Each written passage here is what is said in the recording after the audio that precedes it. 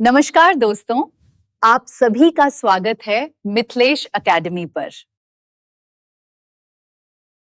अगर आपने अभी तक मिथिलेश एकेडमी चैनल को सब्सक्राइब नहीं किया है तो जल्दी करें ताकि आपको सभी वीडियो समय पर मिल सकें।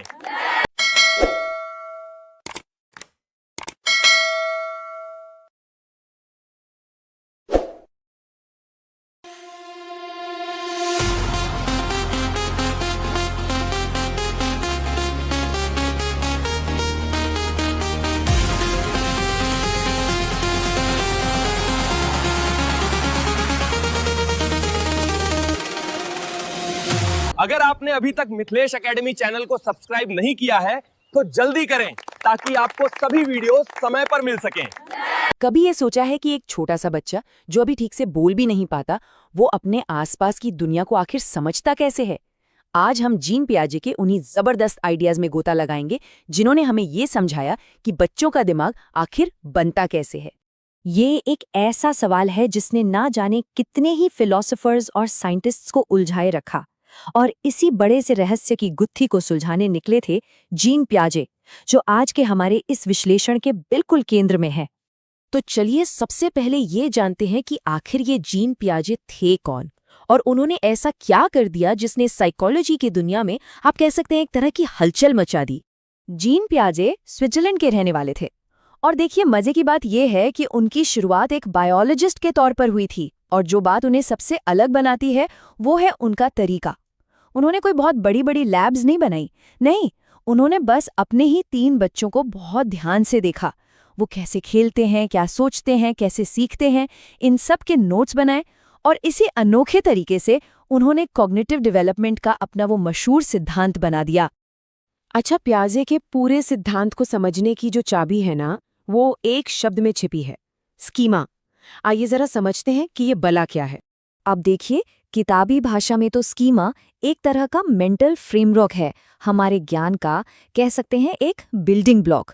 पर चलिए इसे और भी आसान शब्दों में समझते हैं, एकदम सिंपल। इसको बिल्कुल ऐसे समझिए जैसे हमारे कंप्यूटर में अलग अलग जानकारी के लिए अलग अलग फोल्डर्स होते हैं ना, जैसे गानों का फोल्डर, मूवीज का फोल्डर। ठीक वैसे ही हमारा दिमाग भी हर चीज के लिए, जैसे कुत्ता क्या होता है, गाड़ी क्या होती है, या खाना कैसा होता है, एक दिमागी फोल्डर बना लेता है।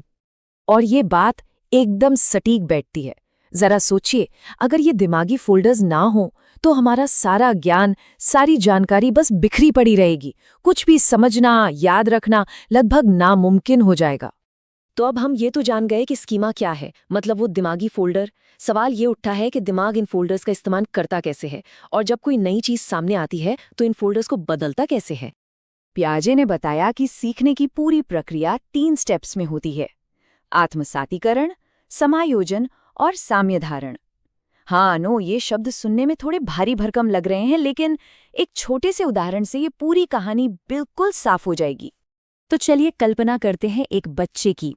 उसके दिमाग में एक फोल्डर बना हुआ है जिस पर लेबल लगा है पक्षी, और उस फोल्डर के अंदर क्या जानकारी है? बस इतनी सी: जिसके पंख होते हैं और जो उड़ता है वो एक पक्षी है। अब एक दिन वो बच्चा आसमान में एक हवाई जहाज देखता है, उसके पंख भी हैं और वो उड़ भी रहा है। तो बच्चे का दिमाग क्या करता है? वो अपने मौजूदा पक्षी वाले फोल्डर का इस्तेमाल करता है और इस नई चीज को उसी में फिट कर देता है। ये जो नई जानकारी को पुराने फोल्डर में जबरदस्ती फिट करने की कोशिश है, इसी को कहते हैं आत्मसातीकरण। पर तभी बच्चे के दिमाग में एक सवाल उठता है। वो नोटिस करता है कि ये अजीब सा पक्षी तो पंख फड़फड़ा ही नहीं रहा, इसकी आवाज भी अलग है। ये जो कन्फ्यूजन है, ये जो दिमागी उलझन है, इसी को पियाजे ने असंतुलन या डिसइक्विलिब्रियम कहा। अब उसका दिमाग बेचैन हो गया है, उसे जवाब चाहिए। और फिर आता है वो अरे वाह वाला पल, जब पेरेंट्स उसे समझाते हैं कि बेटा ये पक्षी नहीं है, ये हवाई जहाज है, ये मेटल का बना है, इसमें लोग बैठते हैं। ये सुनकर बच्चे का दिमाग तुरंत एक नया फोल्डर बनाता है जिस पर लिखा होता है हवाई जहाज, और वो अपने पुराने पक्षी वाले फोल्डर को भी अपडेट कर लेता है। सीखने की इसी प्रक्रिया को समायोजन कहते हैं। देखिए, कंफ्यूजन दूर हो गया। सीखने की यही जो प्रक्रिया है, ये हमें पियाजे के सबसे मशहूर कॉन्सेप्ट की तरफ ले जाती है, विकास के 4 चरण। आप इन्हें विकास की 4 सीढ़ियां समझ सकते हैं। हर बच्चा अपनी रफ्तार से, लेकिन एक एक करके ही इन सीढ़ियों पर चढ़ता है। कोई भी सीढ़ी छोड़ी नहीं जा सकती। ये है उन 4 अवस्थाओं का एक क्विक रोड मैप।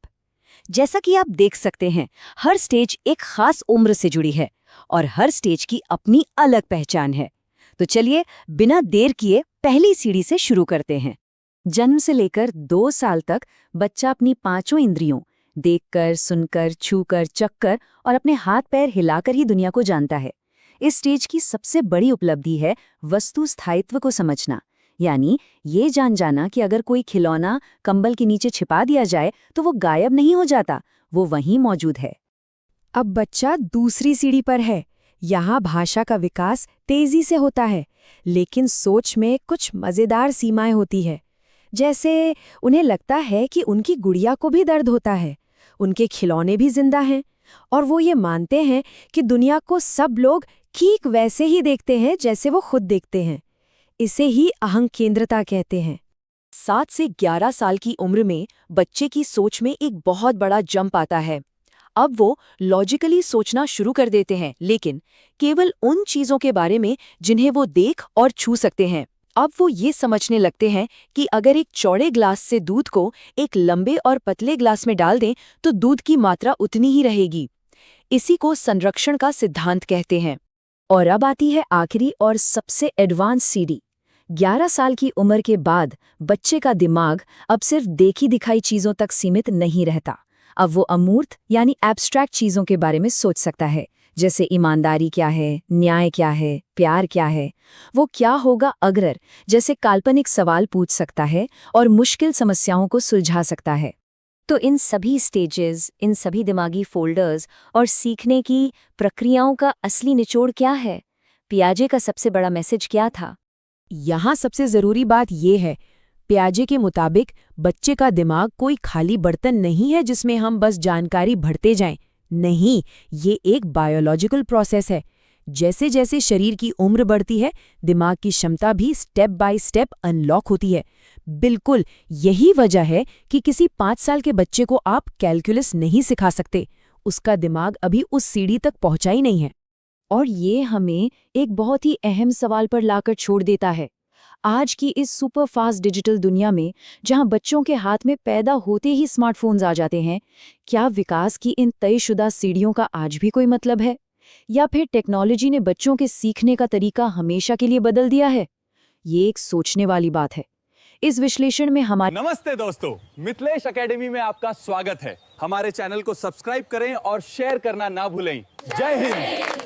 अगर आपने मिथिलेश एकेडमी को अभी तक सब्सक्राइब नहीं किया है तो अभी करें, ताकि आपको सभी वीडियो समय पर मिल सकें।